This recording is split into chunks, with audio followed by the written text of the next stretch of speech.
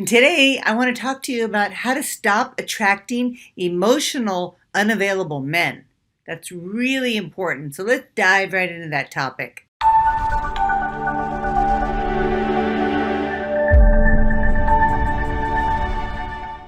Hi, I'm Jackie Sabrin, Executive Love Coach and CEO of Engaged at Any Age, a company that teaches women how to deliberately date and consciously create the man of their dreams. I met and married my own soulmate match husband, Michael, after being single for 8 years, and I'm still on the honeymoon and passionate about helping you get engaged at any age. Today, I want to talk to you about how to stop attracting emotionally unavailable men because it's a really big topic. A lot of women complain that there are no emotionally available men. So I just want to have a candid discussion about it. And I hope you post comments, like, and share this video with your friends because I think it's going to really be information that you probably need to hear if you've landed on my channel. And I love talking about emotional availability because it is like heaven on earth when you meet with a man and you can connect with him on a deeper, intimate level.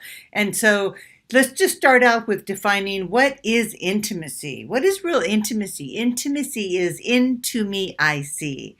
It is your ability to see and look deep within yourself, regardless of whether you display less than perfect behavior. So what I mean by that is no matter what you've done or what you say or what you did in the past or you're doing now, you're not afraid to self-examine. You're not afraid to ask those deep questions of yourself so that you get the answers so that you can become more intimate with yourself and stop listening to your mind's rationalizations about situations that happen. So it's you being completely emotionally honest and open with yourself about what's really going on without rationalizing. And so you can only be emotionally intimate with a man to the degree that you are emotionally intimate with your own self. Okay? You can only be emotionally intimate to the degree with a man that you are emotionally intimate with yourself. And here's why. Because you can't give away what you don't have inside. If you haven't done that deep inner work to go in and explore the blocks you have or the painful experiences you've had and heal them, you're actually not meeting a man from that authentic place. You're meeting him from the place of those painful experiences, because those painful experiences act as blocks and barriers protecting you from experiencing any more pain, but they're also keeping you from being intimate because they act as a barrier. But that's why it's important to self-examine, self-inquire. Ask yourself a lot of questions. What am I feeling? What is this anchored to? Why am I feeling this way? So that you can understand yourself. And when you are intimate with yourself and you can understand yourself, then that's when you have the ability to be in a relationship with an emotionally available man. And so if you're attracting emotional, unavailable men, that's hard to say, by the way, then it's a sign, and don't take this the wrong way, please, because you know I love you. It's a sign that you are not being emotionally available on some level. And so here's the good part about this. Yay! You're getting instant feedback from a man that you're dating because dating provides a mirror. It's like looking in the mirror. However, he's acting as a response to how you're acting. And so you attract likes. So we attract men into our lives to help us grow, to help us see how we're showing up. That's why this is so exciting. It's such a beautiful work. So look at dating as an opportunity to grow yourself. And through that process, you will attract an emotionally available man. And so I want to mention what happens when a man withdraws his emotional intimacy.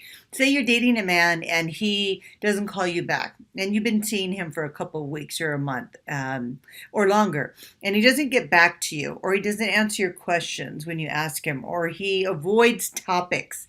Those are all signs of emotional unavailability and that he's distancing himself. And so he's demonstrating to you that he's emotionally not available. Now, I don't know why that is, but I can speculate here in this video. And so how I can speculate is I would look at his past. It's really important when you get involved with a man, especially if you want a long-term relationship with him, that you discover what experiences he's had in his history that has caused him pain. Those are going to be clues into why he withdraws, because he might be triggered. I mean, men go through painful experiences just like we do, and they hide it. They hide it from not only you, but they hide it from themselves. They may not even be aware that they're doing that. And that's why it's so important for you to do the inner work on yourself and become more emotionally intimate with yourself, so that you have the capacity to signal your man when he drifts, when he withdraws emotionally, so you can signal him in a way that he can respond to you without feeling defensive or even withdrawing even further. And so how do you do that? Very carefully, for one. And so you use responsible communication. That's how you do it. Responsible communication is a communication technique that is based on sharing from a place coming from love, but also with the utmost respect and hearing, conscious listening, and also being able to share how you feel and being heard by both parties. So it usually, I recommend you set an appointment. So if something occurs and you want to create more intimacy, you need to reach out and set an appointment. And it sounds something like this. On Friday, you said something to me that I didn't quite understand. And of course, you would always mention what it was, because you don't want your man to worry about what it is you want to talk to him about. Because anytime you tell a man you want to talk, his red flag goes up and he starts to retreat. So you want to put him at ease right away by explaining to him what it is you want to share with him. So you say, when we were out Friday night, you said something about the trip, that we're not going on the trip. So I'm making this up. And I was just wondering if we can talk about that more on Sunday. And so you're not putting him on the spot right now. You're giving him a heads up, notice that you want to have a deeper discussion about a comment he made and what the comment is and the topic is and when you want to talk about it.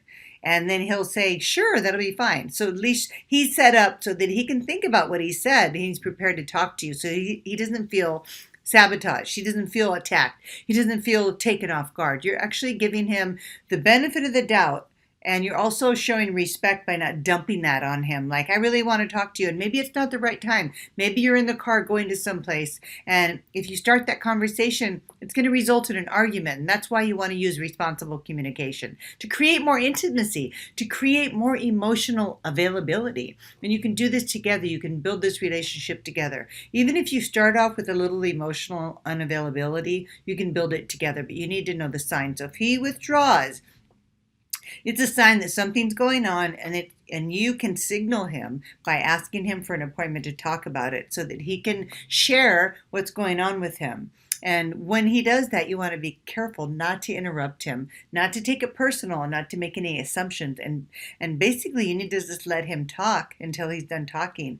And then I always recommend repeating back what he shared with you until he feels that he was heard. When you do that, you're going to develop so much intimacy that he's going to be reluctant to withdraw again, because you've just made it really safe for him to stay in the relationship and share how he feels, because you aren't going to become defensive or accusatory. You're not going to interrupt him. You're going to make it safe for him to share. So that's how you create intimacy really fast.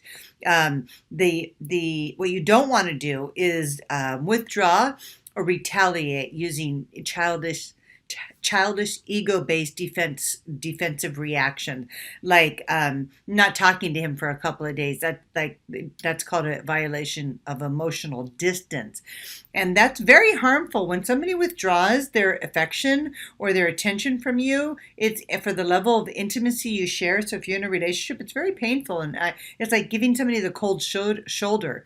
It's dysfunctional, it's immature, and it has to stop. You cannot do that in a relationship if you want it to last. And so you need to respect each other's boundaries by asking for those appointments when you feel that he's withdrawing. And so another way to tell if a man's emotionally unavailable is if, I know I mentioned several things already, but if he's really reluctant to share on a deeper level about anything at all, if he just wants to keep things on the surface, if he avoids talking about things that are important to you, then that would be a sign that he's choosing not to be emotionally available, or he doesn't know how to be emotionally available.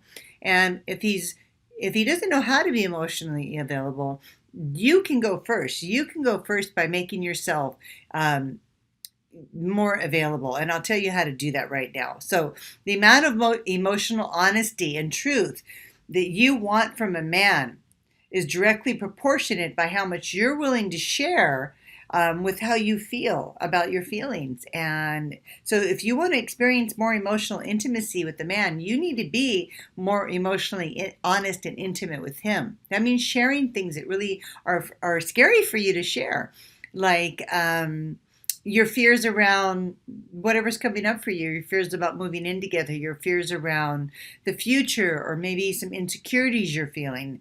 It's highly functional to share intimate details about how you're feeling so that he can see that vulnerable side of you, and so that you can bond and get closer.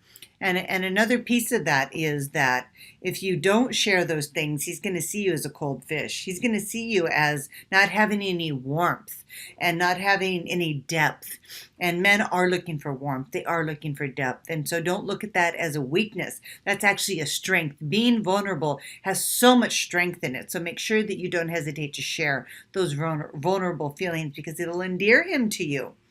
And so the more you want emotional intimacy, the more truth you must be willing to share, which is why it's very emotionally mature to agree to disagree. Okay, it's okay to agree to disagree, because you're not going to agree on everything, but you don't want to hold back because you don't agree with him. You certainly don't want to argue about it, but you can say things like, "That's an interesting perspective. I don't have that same perspective at all. I actually think very differently about that, but I respect where you're coming from."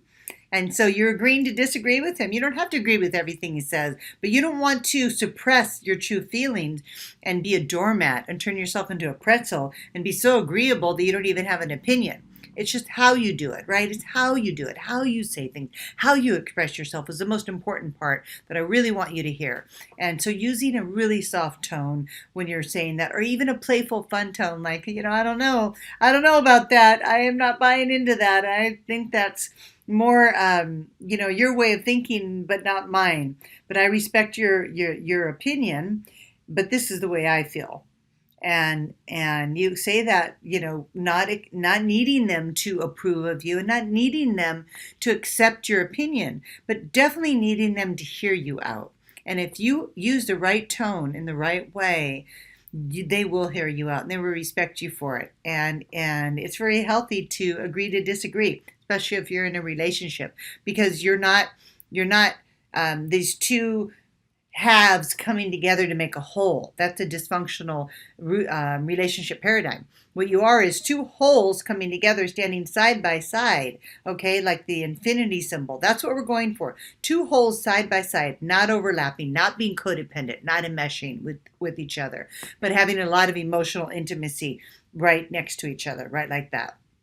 And so I just want to close with this. It takes a lot of courage to be emotionally intimate. And you have plenty of courage. You just haven't used enough of it. And it just takes practice. Practice, practice, practice leads to mastery in any area of your life. So don't be afraid to stick your neck out, because the worst thing that's going to happen is that you're going to learn something.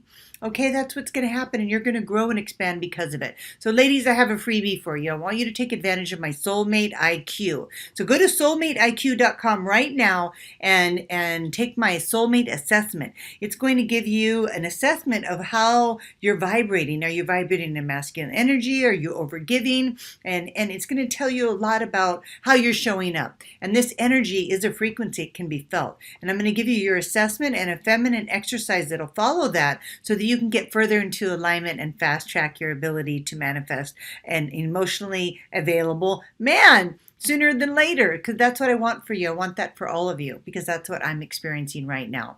And so thank you for tuning into my channel. If you like the content, please like, share, and subscribe to my channel, and share it with your friends so that they can get in on the information as well. And you can create a tribe of emotionally available women and practice that intimacy with them. Okay?